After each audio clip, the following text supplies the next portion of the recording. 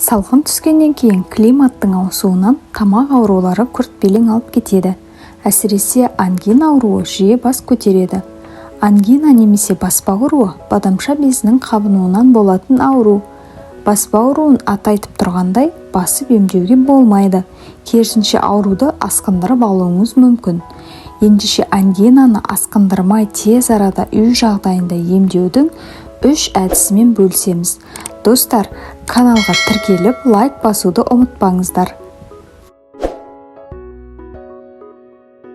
Бірінші әдіс тамақты фурацилин ерітіндісімен шаю.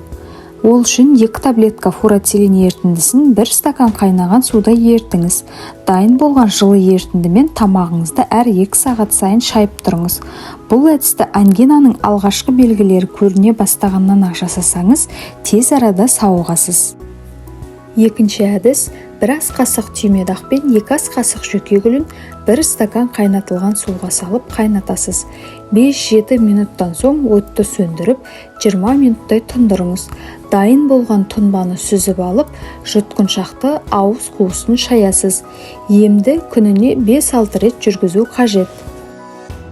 Баспа ауруында сарымсақтан жасалған тұнбада өте жақсы көмектеседі.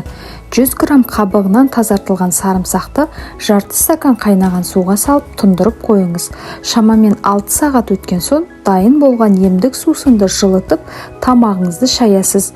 Бұл емді күніне 3 рет үзбей 3 күн жасасаңыз, баспа ауруынан айығасыз. Достар, емнің қай түрін қолдансаңыздар да, жылы суды жиі ішуді ұмытпаңыздар. Видео пайдалы болса, достарыңызбен бөлісіңіз.